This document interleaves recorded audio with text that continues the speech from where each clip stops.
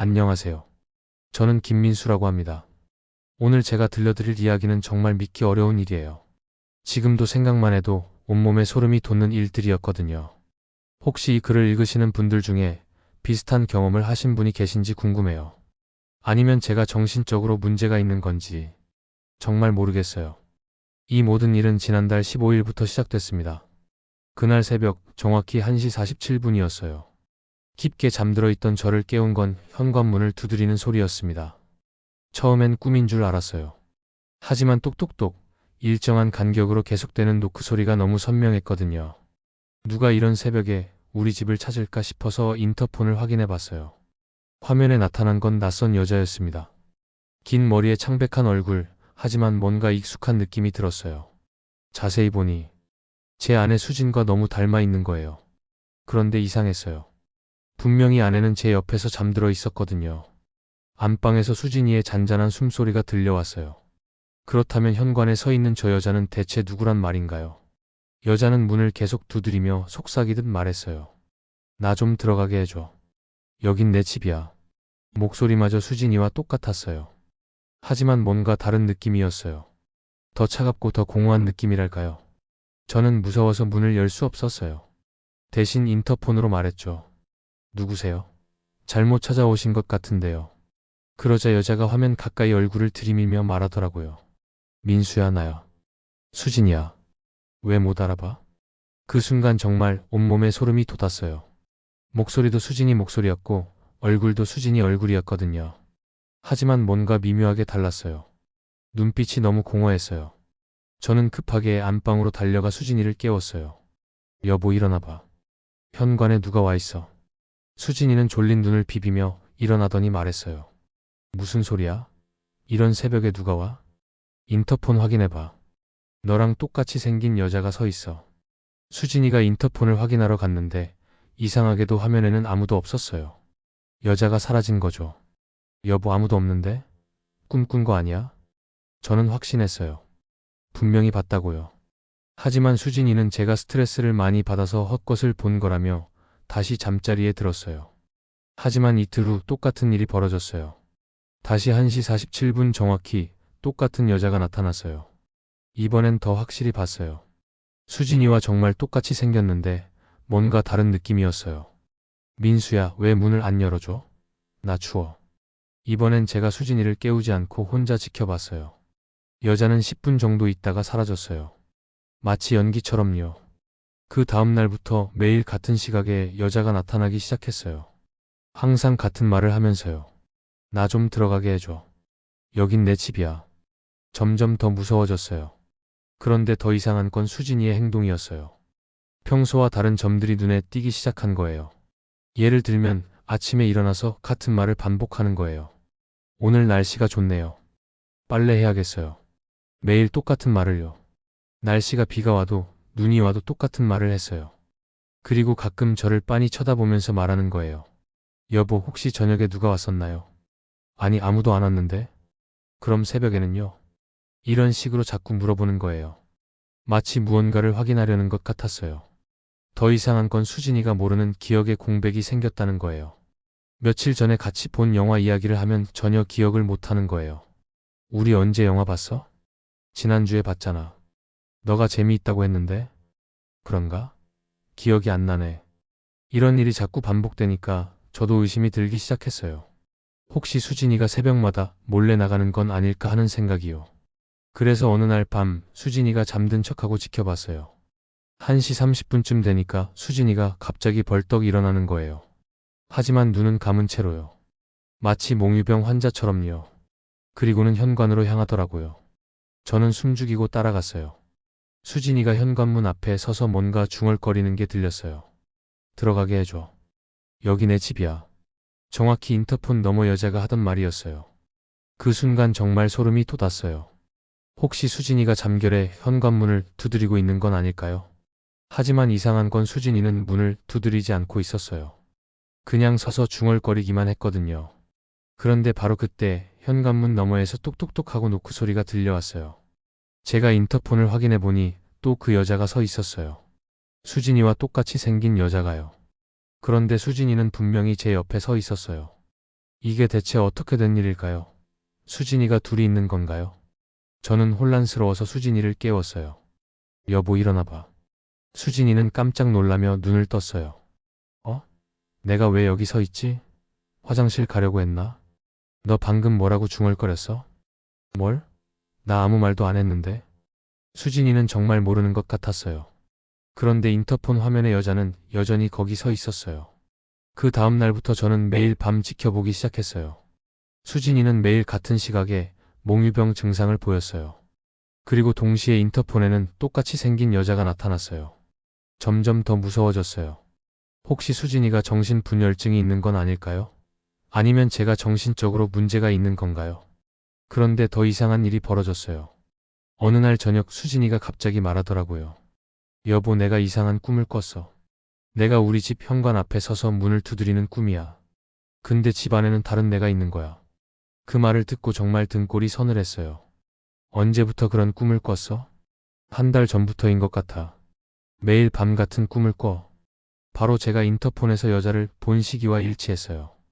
저는 더 이상 참을 수 없어서 정신과 상담을 받아보자고 했어요. 하지만 수진이는 거부했어요.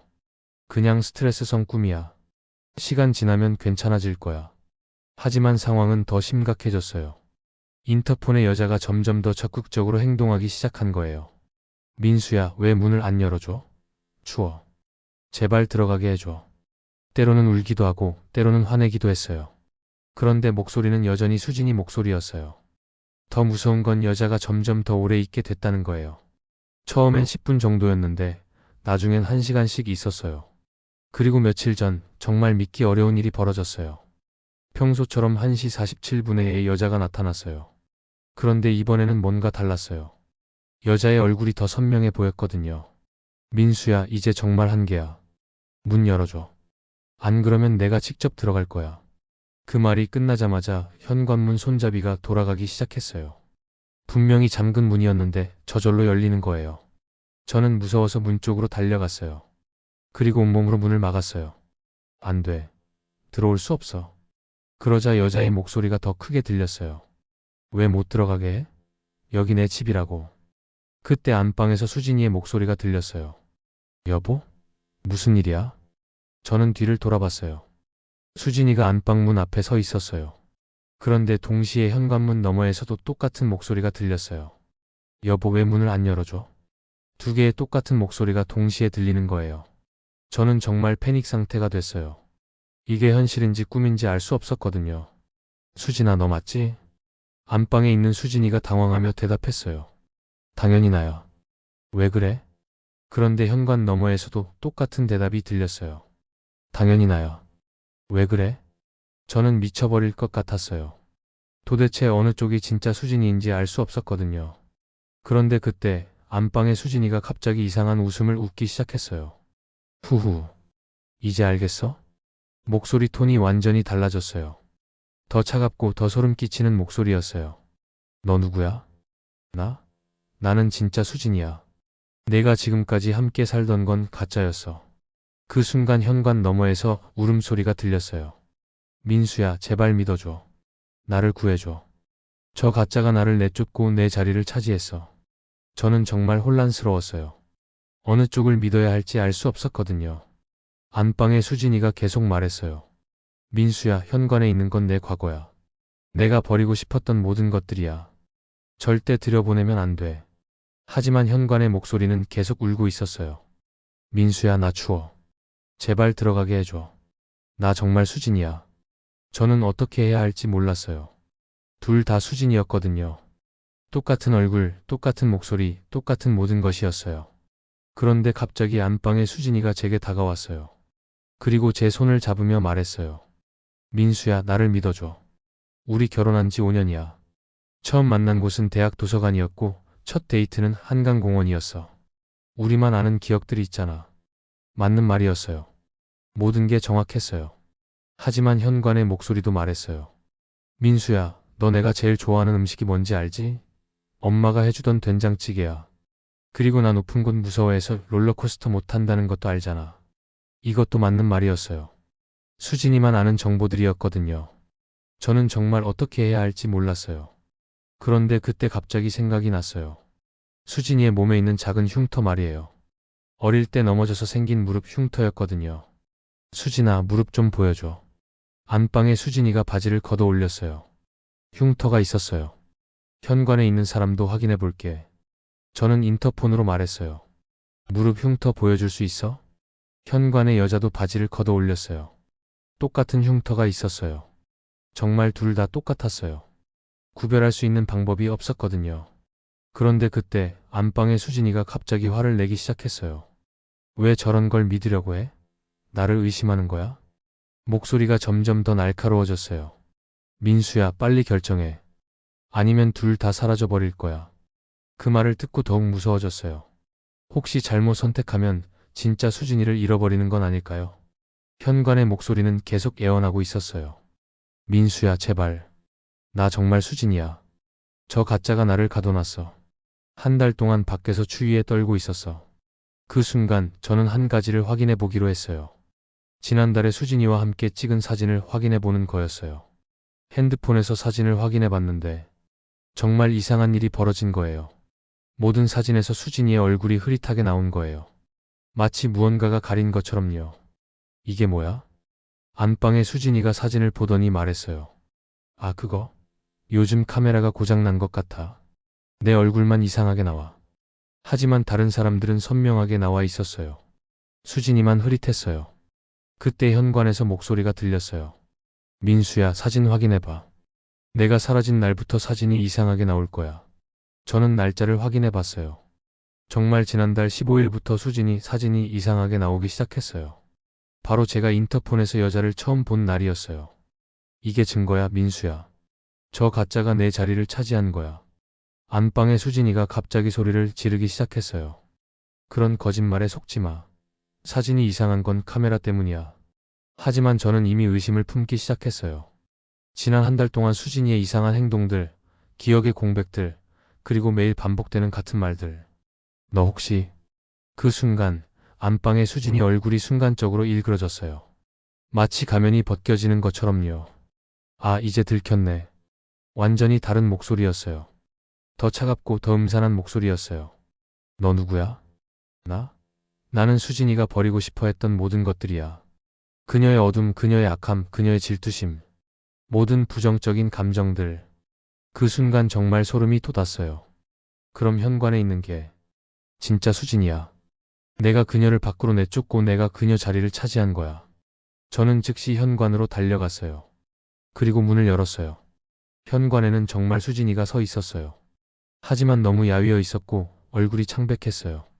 민수야. 수진이가 제 품에 쓰러졌어요. 정말 수진이야? 응. 미안해. 한 달 동안 밖에서 헤맸어. 내 안의 어둠이 나를 내쫓고 내 자리를 차지했어. 그때 뒤에서 음산한 웃음소리가 들렸어요. 아, 이제 둘 다 여기 있네. 재밌겠다. 가짜 수진이가 점점 일그러지며 무서운 모습으로 변하고 있었어요. 자, 이제 누가 진짜인지 다시 맞춰봐. 내가 진짜 수진이의 모든 기억을 갖고 있으니까 구별할 수 없을걸? 정말 악몽 같은 상황이었어요. 하지만 저는 확신했어요. 제 품에 있는 수진이가 진짜라는 걸요. 왜냐하면 진짜 사랑은 구별할 수 있거든요. 나는 이미 알고 있어. 진짜 수진이는 항상 따뜻해. 하지만 너는 차가워. 가짜 수진이가 소리를 지르며 사라졌어요. 이런 일은 끝나지 않을 거야. 나는 항상 그녀 안에 있으니까. 그렇게 모든 게 끝났어요. 진짜 수진이는 많이 약해져 있었지만 다행히 괜찮았어요. 병원에서 검사를 받아보니 탈진 상태였지만 큰 문제는 없었어요. 수진이는 그 한 달 동안의 기억을 거의 못했어요. 어디서 어떻게 지냈는지도 모른다고 했어요. 단지 계속 집으로 돌아가려고 했다는 것만 기억한다고 하더라고요. 하지만 그 일이 끝났다고 해서 모든 게 정상으로 돌아온 건 아니었어요. 오히려 더 기괴한 일들이 시작된 거예요. 우선 수진이의 상태가 이상했어요. 겉보기엔 예전의 수진이 같았지만 자세히 보면 미묘한 차이들이 있었거든요. 예를 들어 잠들 때 항상 오른쪽으로 돌아서 자던 수진이가 이제는 왼쪽으로 자는 거예요. 그리고 평소에 먹지 않던 음식들을 갑자기 좋아하기 시작했어요. 여보, 왜 갑자기 매운 음식을 좋아해? 예전에는 매운 거 못 먹는다고 했잖아. 그랬나? 기억이 안 나네. 요즘 입맛이 바뀐 것 같아. 이런 식으로 자꾸 기억을 못하는 거예요. 마치 다른 사람 같았어요. 그런데 정말 소름 끼치는 일은 일주일 후에 벌어졌어요. 제가 회사에서 일하고 있는데 수진이에게서 문자가 왔어요. 여보, 집에 와줘. 무서워. 급하게 집으로 돌아갔는데 수진이가 거실 구석에 웅크리고 앉아 있었어요. 무슨 일이야? 오늘 낮에 내가 2명이었어. 뭐라고? 거실에서 TV를 보고 있는데 갑자기 부엌에서 설거지하는 소리가 들리는 거야. 근데 나는 분명히 거실에 앉아 있었는데 수진이는 떨리는 목소리로 계속 말했어요. 부엌으로 가봤더니 내가 설거지를 하고 있는 거야. 나와 똑같이 생긴 내가. 그래서 그 나와 눈이 마주쳤는데 그 나가 웃으면서 말하는 거야. 이제 내 차례는 끝났어라고. 그 순간 부엌에서 그릇 깨지는 소리가 들렸어요. 저희는 급하게 부엌으로 달려갔는데 바닥에 그릇 조각들이 흩어져 있었어요. 하지만 아무도 없었어요. 그날 밤 수진이는 잠을 못 이뤘어요. 계속 뒤척이면서 중얼거렸어요. 나가줘. 제발. 그리고 새벽 1시 47분이 되자 정말 충격적인 일이 벌어졌어요. 수진이가 갑자기 벌떡 일어나더니 저를 빤히 쳐다보는 거예요. 하지만 그 눈빛이 완전히 달랐어요. 너무 차갑고 아기에 찬 눈빛이었어요. 안녕 민수야. 목소리도 달랐어요. 더 낮고 더 음산했어요. 너 누구야? 나는 수진이야. 진짜 수진이지. 그러더니 끔찍한 웃음을 웃었어요. 그 착한 수진이는 이제 내 안 깊숙이 갇혀 있어. 영원히 나올 수 없는 곳에 말이야. 저는 소름이 돋았어요. 그 가짜가 다시 나타난 거예요. 수진이를 내놔. 싫어. 이제 내가 이 몸의 주인이야. 내가 사랑하는 수진이는 이미 사라졌어. 그러면서 천천히 저에게 다가오는 거예요. 발걸음 소리조차 섬뜩했어요. 너도 곧 알게 될 거야. 진짜 공포가 뭔지 말이야. 그 순간 저는 도망치고 싶었어요. 하지만 진짜 수진이를 포기할 수는 없었거든요. 수진아, 들려? 나야 민수야. 정신 차려. 그러자 그 가짜가 갑자기 고통스러워하기 시작했어요. 아, 안 돼. 나가지 마. 그리고 갑자기 수진이가 정신을 차렸어요. 민수야? 내가 뭘 했어? 하지만 몇 초 후 또다시 그 차가운 눈빛으로 변했어요. 헤헤. 놀랐지? 이제부터는 내가 언제 나타날지 모를 거야. 이런 일이 매일 반복됐어요. 낮에는 평범한 수진이었다가 밤이 되면 그 가짜가 나타나는 거예요. 특히 새벽 1시 47분에는 반드시 나타났어요. 더 무서운 건 그 가짜가 점점 더 오래 나타나기 시작했다는 거예요. 처음엔 몇 분이었는데 나중엔 몇 시간씩 나타났어요. 그리고 그 시간 동안 진짜 수진이는 완전히 사라지는 거예요. 어느 날은 그 가짜가 부엌칼을 들고 있는 걸 봤어요. 뭐 하는 거야? 재미있는 게임을 해보려고. 너를 조각조각 내는 게임 말이야. 그 순간 정말 죽을 뻔했어요. 급하게 칼을 빼앗고 숨겼어요. 그런 일이 일주일 정도 계속되자 저는 정말 한계에 달했어요. 이대로 가다가는 진짜 수진이를 영원히 잃을 것 같았거든요. 그래서 인터넷에서 이런 현상에 대해 찾아봤어요. 그러다가 발견한 게 이중인격 장애나 해리성 정체감 장애에 대한 정보였어요. 하지만 수진이 경우는 그런 의학적 설명으로는 이해할 수 없는 부분들이 많았어요. 특히 사진에서 흐릿하게 나온다거나 현관 밖에서 실제로 목격했던 일들은 설명이 안 됐거든요. 그러다가 어떤 블로그에서 비슷한 경험담을 발견했어요. 그 사람도 가족이 갑자기 이상해졌다가 나중에 알고 보니 그 사람 안에 부정적인 면이 실체화된 거였다고 하더라고요. 그 블로그에는 해결 방법도 나와 있었어요. 진짜 사람과 가짜를 구별하는 방법과 가짜를 완전히 없애는 방법까지요. 그 방법은 바로 진정한 사랑의 힘이었어요. 진심으로 사랑하는 마음으로 가짜를 거부하고 진짜만을 받아들이는 거였어요. 그날 밤 다시 가짜가 나타났을 때 저는 준비가 되어 있었어요. 나가. 너는 수진이가 아니야. 후후. 어떻게 구별할 거야? 나는 수진이의 모든 기억을 갖고 있어. 상관없어. 진짜 사랑은 속일 수 없거든. 그러면서 저는 수진이를 꽉 안았어요. 진심을 담아서요. 수진아, 나는 너를 사랑해. 너의 모든 것을 사랑해. 좋은 면도 나쁜 면도 모두 다. 그 순간 가짜가 비명을 지르기 시작했어요. 안 돼. 놓아줘. 나는 너의 어둠도 받아들일 수 있어. 하지만 그것이 너를 지배하게 둘 수는 없어. 가짜가 점점 약해지는 게 느껴졌어요. 수진아, 내가 있어. 무서워하지 마. 그리고 드디어 진짜 수진이가 돌아왔어요. 민수야, 고마워. 하지만 완전히 끝난 건 아니었어요. 그 가짜는 여전히 수진이 안에 있었거든요. 다만 이제는 나타날 힘이 없어진 것 같았어요. 지금은 다시 평범한 일상으로 돌아왔어요. 하지만 가끔 수진이가 말해요. 가끔 내 안에서 다른 목소리가 들려. 언젠가는 다시 나타날 것 같아. 저는 그때마다 수진이를 꼭 안아주며 말해요. 괜찮아. 내가 지켜줄게. 진짜와 가짜는 구별할 수 있어. 하지만 솔직히 말씀드리면 아직도 가끔 무서워요. 혹시 또 그런 일이 벌어지지는 않을까 해서요. 특히 새벽 1시 47분이 되면 더욱 그래요. 그 시간만 되면 온몸에 소름이 돋거든요. 그리고 가끔 거울에서 이상한 게 보인다고 하는 수진이를 볼 때면 정말 그 악몽이 다시 시작되는 건 아닌지 두려워져요. 여러분들 중에 혹시 비슷한 경험을 하신 분이 있으신가요? 아니면 이런 현상에 대해 아시는 분이 계신가요? 정말 궁금해요. 긴 이야기를 끝까지 들어주셔서 정말 감사합니다. 오늘의 사연이 재미있으셨다면 구독과 좋아요를 눌러주세요.